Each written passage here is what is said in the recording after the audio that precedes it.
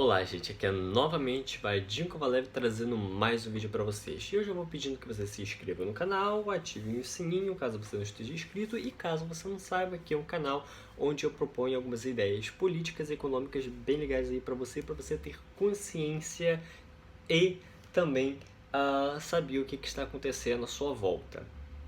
Bom, eu vou dar continuidade ao meu vídeo falando a respeito da União Soviética e do stalinismo.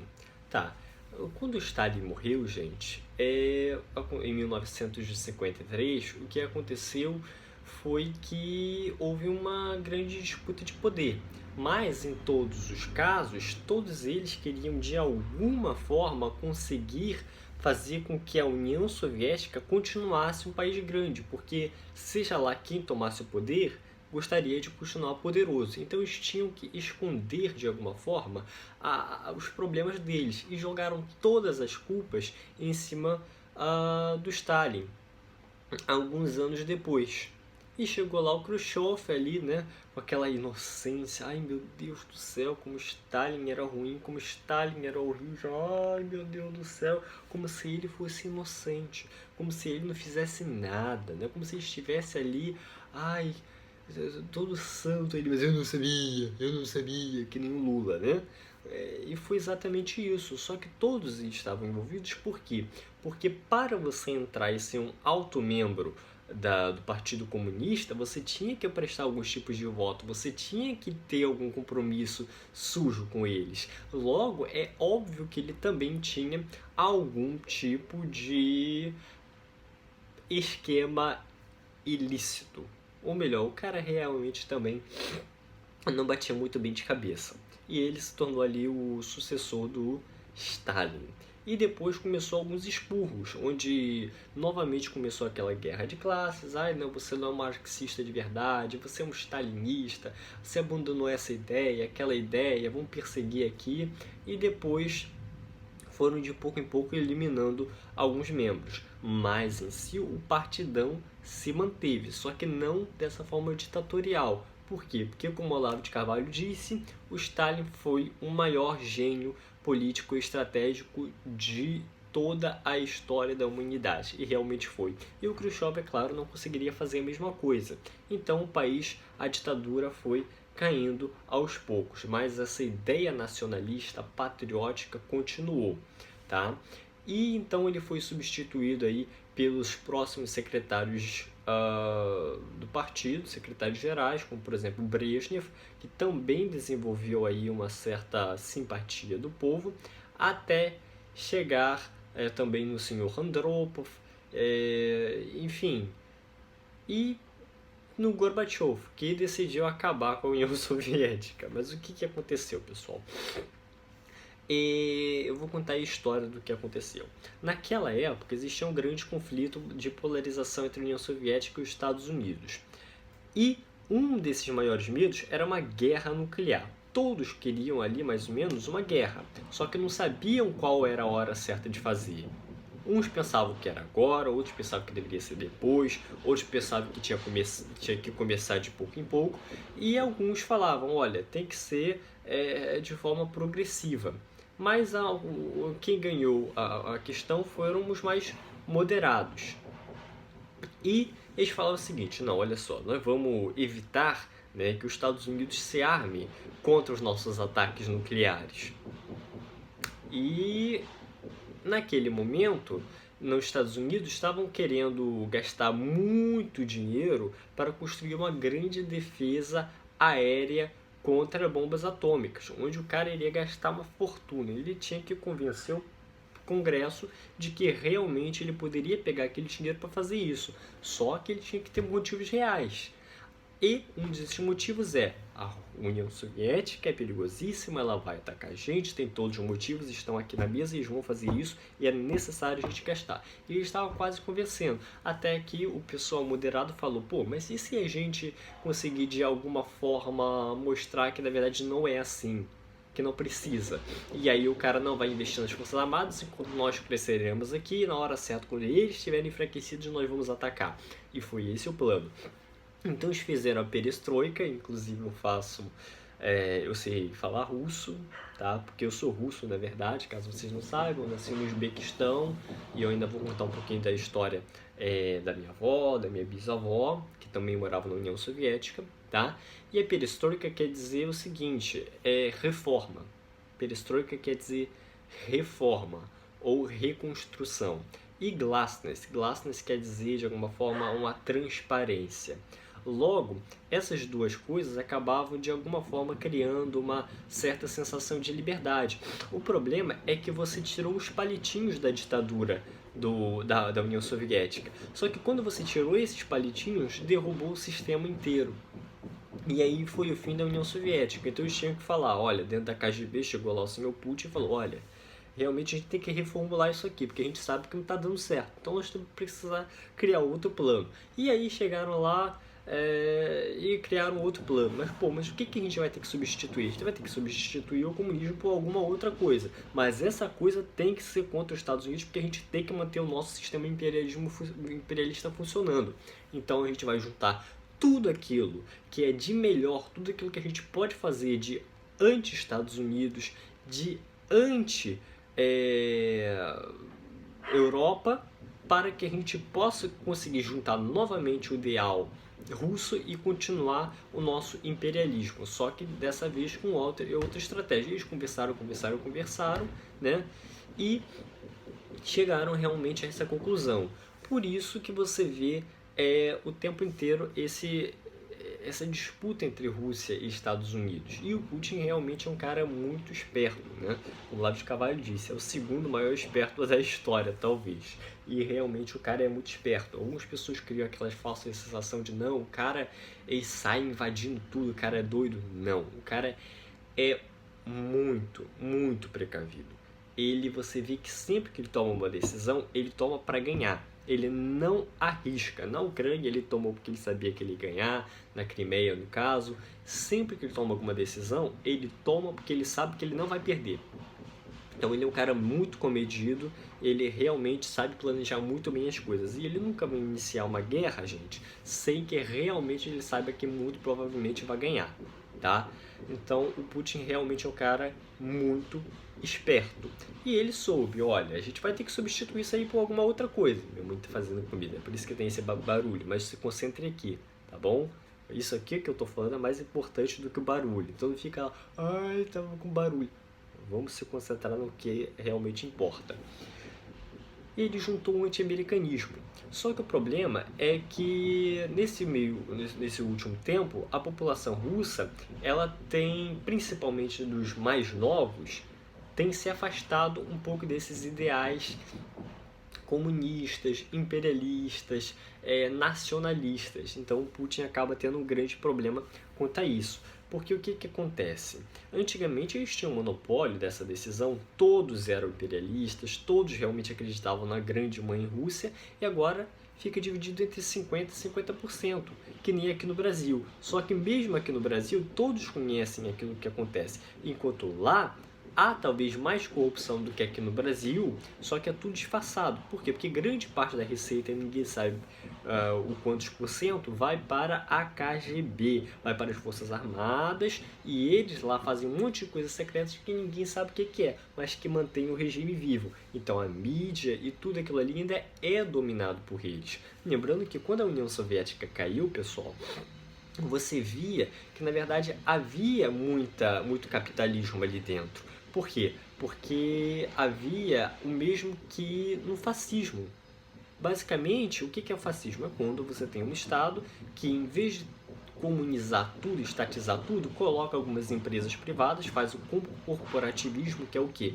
Que é você colocar todo o poder comercial na mão de algumas poucas empresas ou apenas de uma só, como está acontecendo aqui no Brasil, em que a Petrobras tem quase um monopólio, e por aí vai. Então você acabou a União Soviética, na próxima semana você já tinha vários bilionários, donos das maiores empresas, que eram que aqueles mesmos bilionários que estavam sendo escondidos na União Soviética.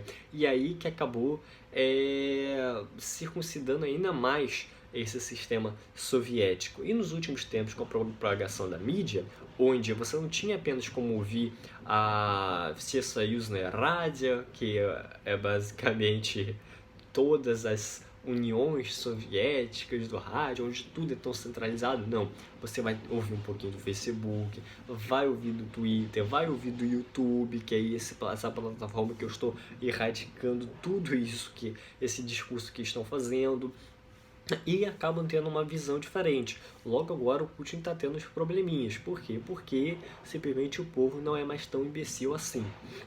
E está tomando conta de todos os crimes que toda a União Soviética fez, e inclusive ele. Mas a maioria ainda permanece bem lavada cerebralmente. E aqueles que já têm uma certa consciência não têm uma consciência tão grande assim, geralmente.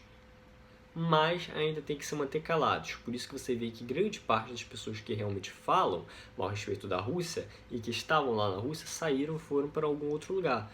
Provavelmente para a Europa ou especificamente para os próprios Estados Unidos, pois lá eles não conseguem falar. Em seguida, nós vemos esse corporativismo, que foi muito incentivado pelo próprio Putin, tá? Bom, agora um pouquinho a respeito da história da minha família. Eu lembro que a minha bisavó, eu acho que nasceu em 1904, ou seja, ela passou tanto pela Revolução Russa, tanto pela Guerra Civil Russa, tanto pela Primeira Guerra Mundial, Segunda Guerra Mundial, pelo stalinismo, pelo leninismo, marxismo, passou por todos esses ditadores aí e chegou a viver grande parte da vida pós-União Soviética, ou seja, ela viveu durante muito tempo, né? Então você vê como é que a vida era difícil lá. A minha avó nasceu em 1948, se eu não me engano. 1953, ela já presenciou a morte do Stalin e ela disse que chorou muito, ou seja, ela própria já tinha aí esses ideais bem plantados de patriotismo na cabeça dela, né? E grande parte dos mais velhos ainda gostam do Stalin, tá? Porque eles ainda foram educados com base no outro sistema.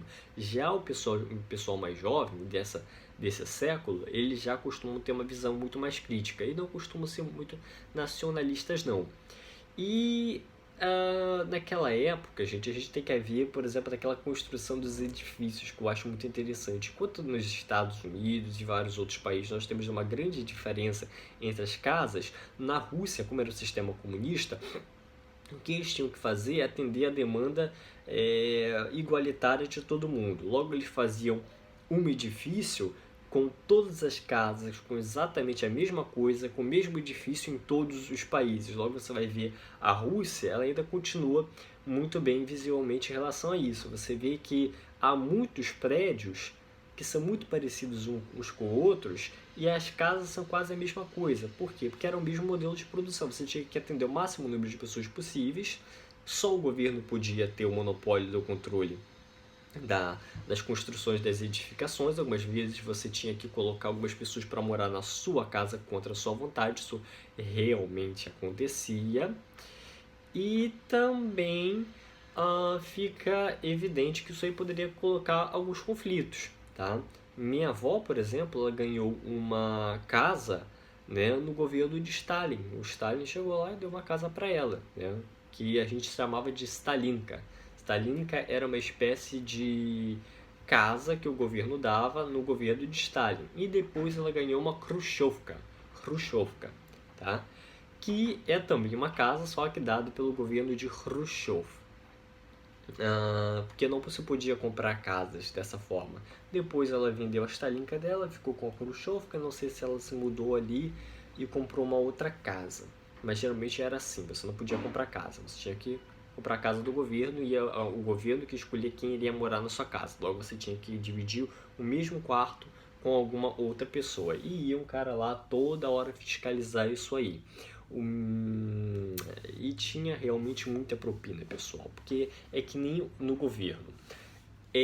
O mesmo lema que vocês, eu acho que vão entender. O governo cria dificuldades para vender facilidades.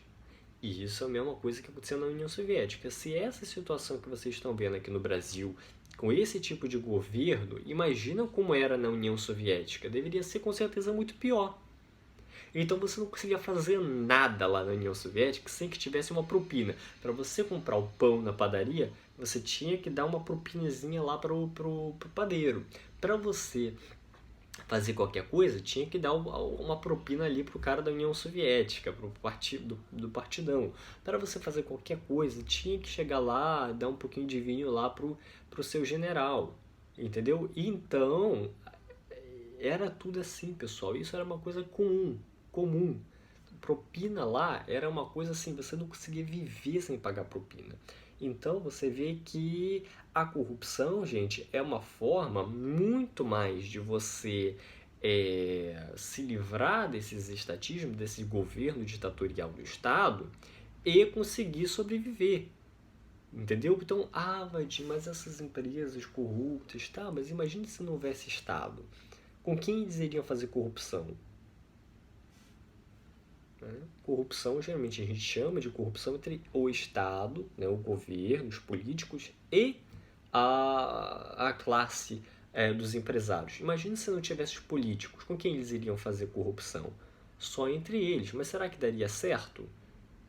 Totalmente descentralizado, sem todas aquelas regulamentações, será que eles iriam competir com todo mundo e fazer tanta corrupção com milhares de empresas dentro do Brasil e fora do mundo que iriam vir para cá para competir?